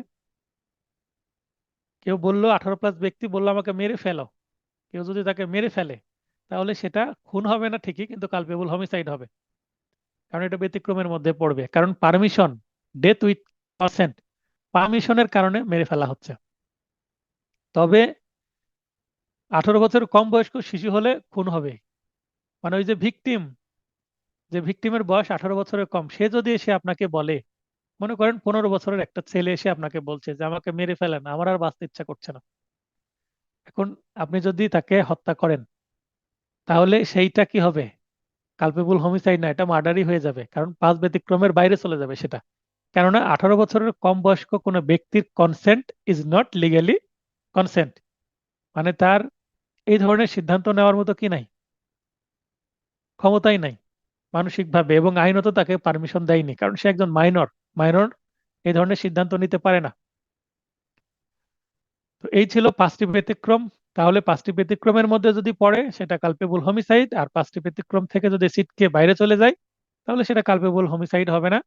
তবে সেটা যদি 4টি আবার উপাদানের মধ্যে পড়ে মার্ডারের, তাহলে সেটা মার্ডার হবে, অথবা সেটা ভিন্ন কিছু অপরাধ হতে পারে, অথবা অপরাধ নাও হতে পারে, ন্যাচারাল ডেথ হতে পারে বা অ্যাক্সিডেন্টালি ডেথ হতে পারে,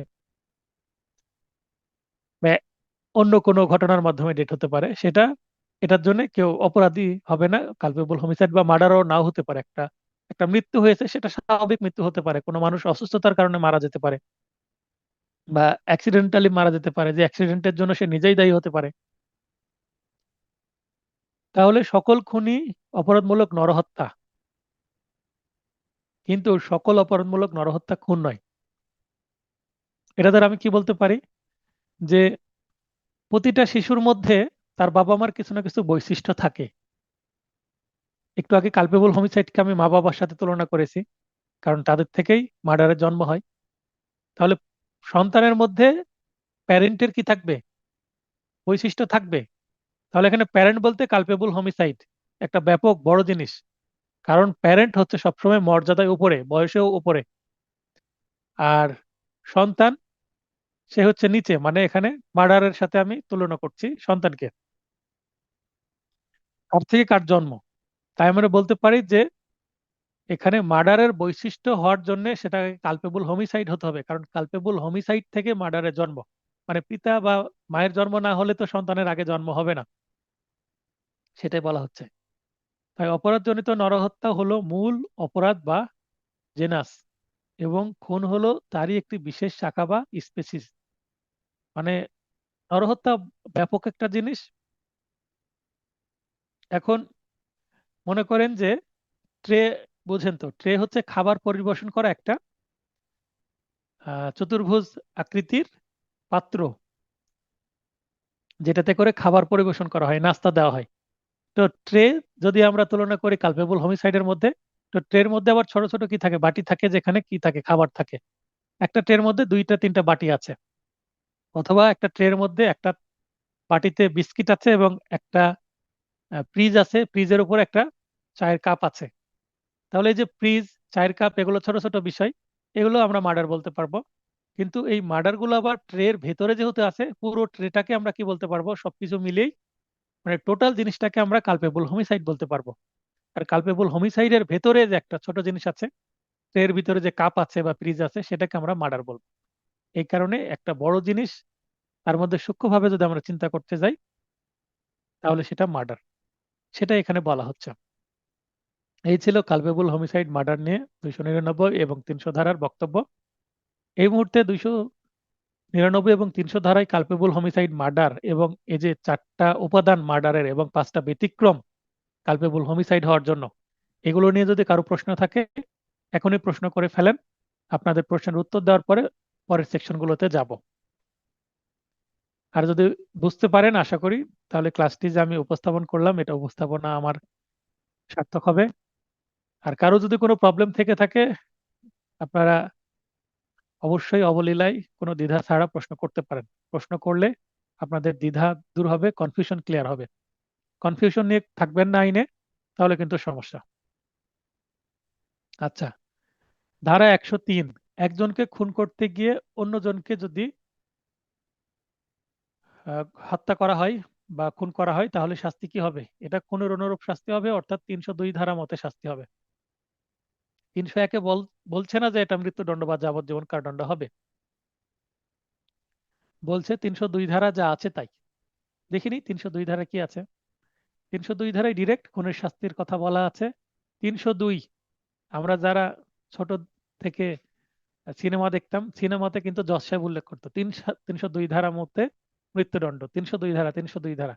302 আর 420, এই দুইটা ধারা আমরা মানে ছোটবেলা থেকেই মোটামুটি বুঝতাম যে 420 মানে সে চিটার, প্রতারক, আর 302 মানে খুনের একটা কোনো না কিছু হবে। তো এটা আমরা 302 ধারা অনেক ছোটবেলা থেকেই জানতাম, শুনতাম, আমি পার্সোনালি জানতাম। আশা করি এই এক্সপিরিয়েন্স আপনাদের সাথে হয়েছে সিনেমা বা নাটকে। মৃত্যুদণ্ড বা যাবজ্জীবন সশ্রম কারাদণ্ড হতে পারে, সেই সাথে অবশ্যই অর্থদণ্ড হবে। 303, যাবজ্জীবন কারাদণ্ডের দণ্ডিত ব্যক্তি কর্তৃক খুন। মানে একজন অপরাধী, তাকে যাবজ্জীবন কারাদণ্ড দিল, কোনো অপরাধ করে আসছে, রেপ করে আসছে, বা একজনকে খুন করে আসছে, বা অন্য কোনো অপরাধ করেছে। আমরা পেনাল কোডে দেখি 10টা অপরাধ করলে মৃত্যুদণ্ড হতে পারে। যাবজ্জীবনের জন্য অনেক ধারা আছে। তো যাবজ্জীবন কারাদণ্ড সে খাটছে, একজন ব্যক্তি, একজন দাগী আসামি। তো জেলখানার ভিতরে হোক বা জেলখানা থেকে পালিয়ে বাইরে এসে আবার আরেকজনকে খুন করে ফেলেছে। তো একজন ব্যক্তি একবার যাবজ্জীবন কারাদণ্ড ভোগ করছেই। আমরা জানি সবচেয়ে বড় শাস্তি কি, মৃত্যুদণ্ড, এবং তার থেকে দ্বিতীয় বড় হচ্ছে যাবজ্জীবন কারাদণ্ড। তো দ্বিতীয় বড় শাস্তি সে ভোগ করছে, এরকম ব্যক্তিকে যদি আবার সে খুন করে ফেলে, আর একটু যদি সাজা দিতে চায়, তাহলে এরপরে আমাকে মৃত্যুদণ্ড দেওয়া ছাড়া তো কোনো অপশন নাই। তাই তার একমাত্র শাস্তি হবে মৃত্যুদণ্ড, যেটাকে বলা হবে একমাত্র শাস্তি, অথবা 302 ধারার হচ্ছে সর্বনিম্ন শাস্তি এটা, অথবা ন্যূনতম শাস্তি এটাই, আবার সর্বোচ্চ শাস্তি এটাই। যেহেতু এটা একমাত্র শাস্তি, তাই এটাকে আমরা সর্বনিম্ন, সর্বোচ্চ, ন্যূনতম যেটা খুশি নাম দিতে পারি, কারণ এটা অন্য কোনো বিকল্প পথ নাই। এই ব্যক্তি হচ্ছে এখন পৃথিবীর জন্য একটা বিপজ্জনক ব্যক্তি, তাকে মৃত্যুদণ্ড দিয়ে তার প্রাণ কেড়ে নিতে হবে। এই কারণে 302 ধারার বক্তব্য এটা, 303 ধারার বক্তব্য এটা। 304, খুন নয়, অর্থাৎ কালপেবল হোমিসাইড। এরূপ দণ্ডনীয় নরহত্যার শাস্তি, দণ্ডনীয় নরহত্যা বলতে কালপেবল হোমিসাইডকে বলা হচ্ছে। এটা যাবজ্জীবন কারাদণ্ড হবে অথবা অনূর্ধ্ব 10 বছর, অর্থাৎ ঘটনাটা কিভাবে ঘটেছিল তার উপর ডিপেন্ড করে যাবজ্জীবন দিবে অথবা 10 বছর দিবে। যাবজ্জীবন দিলে অবশ্যই সশ্রম হবে। 10 বছর যদি দেয় বা 7 বছর দেয়, অনূর্ধ্ব বলেছে তার মানে নিচেও দিতে পারে, সেই ক্ষেত্রে সশ্রম বা বিনাশ্রম কারাদণ্ড হতে পারে। এটা ঘটনার উপরে নির্ভর করছে কালপেবল হোমিসাইডটা কিভাবে সৃষ্টি হয়েছে, এটার অপরাধীটা কে, সে কি মাইনর, তার বয়স কি 17 বছর, 16 বছর, না 18+, সে কি নারী, না খুবই বৃদ্ধ ব্যক্তি, তার উপর ডিপেন্ড করে যাবজ্জীবন বা 10 বছর বা 2-3 বছরও দিতে পারে। আসামি কে, ঘটনাটা কি, সমস্ত কিছু বিচার বিবেচনা করে বৈচারিক প্রজ্ঞা বা বিচারিক যে জ্ঞান সেটা ব্যবহার করে বিচারক সিদ্ধান্ত নেবেন। সেই সাথে অর্থদণ্ড। মৃত্যু হতে পারে জেনে, কিন্তু মৃত্যু ঘটনার উদ্দেশ্য নয়, এই ক্ষেত্রে যদি হয় তাহলে 10 বছর। 304 এ হচ্ছে অবহেলার ফলে মৃত্যু অর্থাৎ নেগলিজেন্স যদি করে থাকে, সেক্ষেত্রে 5 বছর। 304 বেপরোয়াভাবে গাড়ি চালানো বা অসহরণের ফলে মৃত্যু, এইটা বাস্তবে আর কাজে লাগে না, কারণ এটার জন্য সড়ক পরিবহন আইন বলে আলাদা আইনই হয়ে গেছে, সে আইনে সাজা হয়। তবে যেহেতু এই ধারা এখনো বহাল আছে, তাই এই ধারা থেকে প্রশ্ন আসতে পারে বাস্তবে কাজে না লাগলেও। 3 বছর।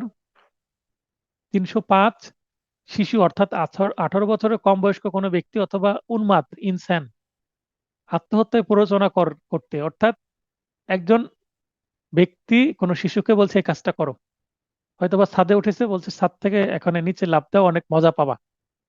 বা একজন উন্মত্তকে বলছে যে এই যে সামনে ট্রেন আসছে, সামনে দাঁড়িয়ে থাকো, দেখো ট্রেন থেমে যাবে।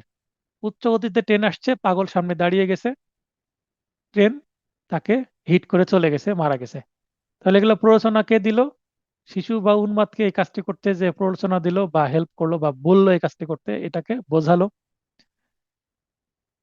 তিনি 305 ধারা অপরাধ করেছেন, এটা অ্যাবেটমেন্ট কিন্তু। মৃত্যুদণ্ড বা যাবজ্জীবন সশ্রম কারাদণ্ড বা 10 বছর, এই 10 বছর সশ্রম না বিনাশ্রম হবে এটা কিন্তু উল্লেখ নাই, প্লাস অর্থদণ্ড। তাহলে আমরা অ্যাবেটমেন্টের শাস্তি সংক্রান্ত বিধানগুলো, এই যে 107-এ অ্যাবেটমেন্টের সংখ্যা, 108-এ অ্যাবেটরের সংজ্ঞা দেওয়া আছে, এবং 109 থেকে শুরু করে পরবর্তী কয়েকটি সেকশনে অ্যাবেটমেন্টের শাস্তির বিধান আমরা পাই। সেখানে বলা আছে যদি অ্যাবেটমেন্টের শাস্তির উল্লেখ না থাকে, সেক্ষেত্রে ওই ধারাগুলো হবে, কিন্তু এখানে উল্লেখ করাই আছে শিশু বা উন্মত্তকে আত্মহত্যায় যদি প্ররোচনা দান করে, সেক্ষেত্রে 305 ধারাতেই হবে। তার মানে তখন ওই 109 বা 111 বা 112 বা 114 এগুলোতে আসবে না, 305-এ স্পেসিফিক ভাবে যেহেতু আছে, এটাতেই হবে। মৃত্যুদণ্ড হতে পারে। 306 প্রাপ্তবয়স্ক বা সুস্থ ব্যক্তিকে আত্মরক্ষায় প্ররোচনা দান, তার মানে একজন সুস্থ ব্যক্তি, 18+ ব্যক্তি, তাকে যদি আত্মহত্যায় প্ররোচনা দেয়, এখানেও অ্যাবেটমেন্টের সাজা 10 বছর। 307 খুনের প্রচেষ্টা বা অ্যাটেম্প টু মার্ডার, খুনের প্রচেষ্টা হতে হলে দেখতে হবে সেই আঘাতটা কেমন, বারবার আঘাত করে হত্যার চেষ্টা করেছে কিনা। 307 ধারা প্রমাণ করা কিন্তু খুবই টাফ, সরি, হ্যাঁ 307 ধারা কিন্তু প্রমাণ করাটা খুবই টাফ। 307-এর সাথে যদি 326 ধারা থাকে, তেমন আঘাত করেছে, গুরুতর আঘাত, মারা যেতে পারতো, তাহলে 307টা খুবই অবিসম্ভাবী হয়ে যায়, যে হ্যাঁ 326-এর সাথে 307 খুব ম্যাচ করে। কিন্তু অনেক মামলায় দেখবেন 323 মানে সাধারণ আঘাতের সাথে 307 ধারা চলে আসতে পারে। গলা টিপে হত্যা করার চেষ্টা করেছে, আঘাতের চিহ্ন হয়তোবা গলায় পাওয়া যাবে না, অথবা মুখের উপরে বালিশ চাপা দিয়ে হত্যার চেষ্টা করেছে, অথবা গুলি করেছে, গুলি লাগেনি, সরে গেছে, গুলি করেছে, গুলি লাগেনি, সরে গেছে, 307 অন্য কোনো ধারায় আসবে না। সেই সাথে 506 আসতে পারে, হুমকি দেওয়া। তো এখানে খুনের প্রচেষ্টা, এটা যদি অন্য ধারার সাথে না আসে, একা আসে, তাহলে প্রমাণ করা খুব টাফ। চেষ্টাটা করেছিল কিনা সেটা, যদি সিসিটিভি ফুটেজ না থাকে, চাক্ষুষ সাক্ষী না থাকে, কারণ এখানে ডকুমেন্টারি এভিডেন্স থাকে না 307-এ, তাই এখানে প্রমাণ করাটা টাফ হয়ে যায়, এটার সাথে সাপোর্টিং অন্য ধারা লাগে, মানে অথবা আপনার যেটা পারিপার্শ্বিক সাক্ষী লাগে। আঘাতপ্রাপ্ত না হলে, যেমন গুলি করলো, গুলিটা তাকে লাগেনি কিন্তু তার পিছনে থাকা ওয়ালে লেগেছে বা অন্য কোথাও লেগেছে, ওই গুলিটা পাওয়া গেল যে হ্যাঁ গুলি ফায়ার হয়েছিল এবং সেই ফায়ার করেছিল, তার কাছ থেকে সেই পিস্তলটা পাওয়া গেছে, এটসেট্রা এটসেট্রা, তাহলে আবার 307 প্রমাণ হওয়ার সম্ভাবনা তৈরি হয়। তবে খুবই দুর্বল হয়ে যায় অন্য যদি মানে সেকশন সাপোর্ট না দেয় 307 কে। আচ্ছা, আঘাতপ্রাপ্ত না হলে, অর্থাৎ আঘাতের চেষ্টা করলাম কিন্তু আঘাতপ্রাপ্ত না হলে, ওই যে গুলি করলাম গুলি লাগলো না, অনূর্ধ্ব 10 বছর হতে পারে। আঘাতপ্রাপ্ত যদি হয় তার মানে গুলি করলাম, গুলিটা হয়তোবা পায়ে লেগেছে, হয়তোবা কানে লেগেছে, হয়তোবা হাতের কোথাও লেগেছে, যেটাতে একটু রক্তক্ষরণ হয়েছে, চিকিৎসায় বেঁচে গেছে। যাবজ্জীবন হতে পারে আঘাতপ্রাপ্ত হলে, অথবা 10 বছর। যাবজ্জীবন কারাদণ্ডে দণ্ডিত ব্যক্তি কর্তৃক খুনের প্রচেষ্টা বা খুনের মানে এর আগে 303 ধারায় আমরা দেখলাম যে যাবজ্জীবন কারাদণ্ডপ্রাপ্ত ব্যক্তি আরেকজনকে মেরেই ফেলেছে, তাহলে তাকে কি দিতে হবে? যাবজ্জীবন কারাদণ্ড পরেই মৃত্যুদণ্ড দিতে হবে। আর এই যাবজ্জীবন কারাদণ্ড ভোগ করছে এরকম ব্যক্তি যদি হত্যার চেষ্টা করে, সফল হয়নি কিন্তু চেষ্টা করেছে, এবং এই চেষ্টার ফলে ভিকটিম সামান্য হলেও আঘাতপ্রাপ্ত হয়েছে, তাহলে এখানে লেখা আছে মৃত্যুদণ্ড দেওয়া যেতে পারে। মৃত্যুদণ্ড দেওয়া যাবে বলেনি, মৃত্যুদণ্ড দেওয়া যেতে পারে, তার মানে এখানে একটা দুর্বল ভাবে উল্লেখ করেছে। 308 দণ্ডনীয় নরহত্যার প্রচেষ্টা, মানে culpable attempt to culpable homicide. 377 attempt to murder, এটা হচ্ছে অ্যাটেম্প টু কালপেবল হোমিসাইড। আঘাতপ্রাপ্ত না হলে 3 বছর এবং আঘাতপ্রাপ্ত হলে 7 বছর। এগুলো বারবার পড়ে নিজে প্রয়োজনে খাতায় লিখবেন, তাহলে মনে থাকবে। 309 আত্মরক্ষার আত্মহত্যার চেষ্টা, অ্যাটেম্প টু কমিট সুইসাইড। আত্মহত্যা করতে গিয়ে বেঁচে গেল, সেক্ষেত্রে অনূর্ধ্ব 1 বছর বিনাশ্রম কারাদণ্ড হতে পারে। দেখেন সুন্দরভাবে উল্লেখ আছে কি, বিনাশ্রম, তার মানে ভিতরে যে শুধুমাত্র বসে থেকে খাবে, কোনো কাজ করতে হবে না। সফল হলে মৃত ব্যক্তিকে শাস্তি দেওয়া যাবে না। আত্মহত্যার চেষ্টা করেছে, আত্মহত্যা করে ফেলেছে, মারা গেছে, মৃত ব্যক্তিকে আর কি শাস্তি দেওয়া যাবে? শাস্তি দেওয়া যাবে না। তবে মৃত ব্যক্তির শাস্তি হচ্ছে তার কি হবে? পোস্টমর্টম হবে। একজন মৃত ব্যক্তির পোস্টমর্টম করা হলে সেটা তার জন্য এবং তার পরিবারের জন্য একটা কি শাস্তি বটে। কারণ মৃত ব্যক্তি যখন পোস্টমর্টম করা হয়, তার বডিটা দেখার মতো অবস্থায় থাকে না। 310 থাক বা ঠগ। ঠগ বা থাক এর সংজ্ঞা হচ্ছে যে ব্যক্তি খুন, খুনসহ হত্যা বা খুনসহ দস্যুতা, শিশু চুরি যেটা মনুষ্যহরণ মানে কিডন্যাপিং এর উদ্দেশ্যে এক বা একাধিক ব্যক্তির সাথে অভ্যাসগতভাবে যোগাযোগ রাখে, তাকে ঠগ বলে। মানে কোনো অপরাধী চক্রের সাথে জড়িত থাকে, তাহলে তাকে কি বলা হবে? ঠগ বলা হবে। 311 ঠগের শাস্তি, কোনো কিছু করুক আর না করুক, সে যদি যোগাযোগ রাখে, যদি বোঝা যায় যে হ্যাঁ, যদি বোঝা যায় যে সে কোনো একটা গ্রুপের সাথে, অপরাধী একটা চক্রের সাথে জড়িত আছে, একটা র্যাকেটের সাথে জড়িত আছে এবং যোগাযোগ আছে, কোনো কানেকশন যদি পায়, তাহলে তাকে মামলায় জড়িয়ে কোনো কিছু সে না করলেও জাস্ট যোগাযোগ রাখে, এটার জন্যই যাবজ্জীবন কারাদণ্ড হতে পারে, এবং এটাই একমাত্র এবং সর্বোচ্চ শাস্তি। এরপরে ষোড়শ অধ্যায়ের আরো একটি চ্যাপ্টার, সেটা হচ্ছে বা আরেকটি অংশ, 312 ধারা থেকে 318 ধারা, এখানে গর্ভপাত এবং বিবিধ অন্যান্য অপরাধের কথা বলা হয়েছে। 312 ধারায় গর্ভপাত বা কজিং মিসক্যারিয়েজের শাস্তির বিধান করা বলা হয়েছে। তো আমরা 299 ধারায় দেখলাম গর্ভপাতটা কি। 299 ধারার মধ্যে কিন্তু গর্ভপাতের একটা ইঙ্গিত দেওয়া হয়েছে। গর্ভের মধ্যে একদিন থেকে শুরু করে ভূমিষ্ঠ হওয়ার আগ পর্যন্ত যে শিশু ভ্রূণ আকারে আছে সেটাকেই ভ্রূণ বলা হবে, এবং সেই গর্ভের ভিতরে থাকা কোনো ভ্রূণকে হত্যা করলে সেটা মিসক্যারিয়েজ বলা হবে। কেউ যদি সেটা ইন্টেনশনালি করে, এটা অপরাধ, 3 বছর হতে পারে। আসন্ন প্রসব বা হলে, অর্থাৎ কুইক উইথ চাইল্ড ইংলিশে, তাহলে শাস্তি হবে 7 বছর। আসন্ন প্রসবা বলতে ভূমিষ্ঠ হওয়ার সময় এগিয়ে আসছে, অর্থাৎ ভেতরের যে শিশু আছে সেটা যথেষ্ট বড় হয়ে গেছে। ধরে নিতে পারি যে 7 মাস বা 8 মাস, অনেক সময় 7 মাস প্লাস বয়সেও অনেক কি হয়, গর্ভ হতে পারে, অপরিপক্ক শিশু জন্ম হতে পারে, স্বাভাবিকভাবেও হতে পারে। আবার সি সেকশন, যেটা সিজারিয়ান অপারেশনের মাধ্যমেও হতে পারে 7 বছর বা 7 মাস বা 7.5 মাস বয়সের কোনো শিশু। 8 মাস 9 মাস, সাধারণত 9 মাস স্বাভাবিক, যদিও আমরা শুনে থাকি 10 মাস 10 দিন। তো বাস্তবে আসলে 10 মাস 10 দিন কোনো শিশু গর্ভে থাকে না। 9 মাস 10 দিন এটা আইডিয়াল টাইম। 313, গর্ভবতীর বা গর্ভবতী যিনি মা তার বিনা সম্মতিতে গর্ভপাতকরণ যদি করা হয়, আসন্ন প্রসব বা হোক বা না হোক, যাবজ্জীবন সশ্রম কারাদণ্ড হতে পারে। এটা বড় ধরনের অপরাধ। আর ওপরেরটা হচ্ছে, মায়ের যদি কি থাকে, পারমিশন থাকে, তারপরও মনে করেন একজন মহিলা, সে গর্ভবতী, সে নিজেই চাচ্ছে না এই শিশুটা থাক, সে যদি মিসক্যারেজ করাতে চায়, হ্যাঁ, তো যেটা আলোচনা করছিলাম 313 ধারা এবং 312 ধারার কথা বলছিলাম। 312 ধারায় হচ্ছে, কোনো মহিলা যদি গর্ভ ধারণ করার পরে সে নিজেও কোনো ডাক্তারের কাছে যায় যে নিজের গর্ভপাত করায়, অথবা সে নিজেই কারো মাধ্যমে গর্ভপাত করায় অন্য কোনো পদ্ধতিতে, তাহলে এই গর্ভপাত করানোর জন্য যারা যায়, যারা যারা দায়ী হবে, ডাক্তার থেকে শুরু করে যে মেডিসিন দিবে বা যে পরামর্শ দিবে, প্রত্যেকেই অপরাধী হবে। ইভেন ওই গর্ভবতী মহিলাও অপরাধী হবে 312 ধারায়। 312 ধারায় মানে যে প্রেগনেন্ট সে নিজেও অপরাধী হবে সেখানে, কারণ গর্ভপাত করানো বাংলাদেশের আইনে এটি অপরাধ। আর 313 ধারায় হচ্ছে মায়ের দোষ নাই, কিন্তু অন্যদের দোষ আছে এই ক্ষেত্রে। 317, 12 বছরের কম বয়স্ক শিশুকে পরিত্যাগ এর শাস্তি।